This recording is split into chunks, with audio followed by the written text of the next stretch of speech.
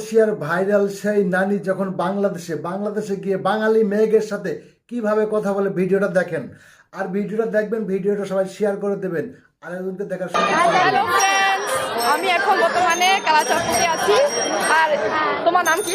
My name is Rubaba Achin. I read in class 7 in Golden Point Shishu Niketan in high school. Oh, how old are you?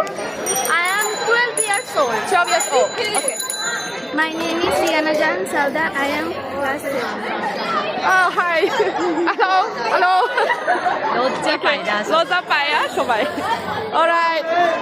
Okay.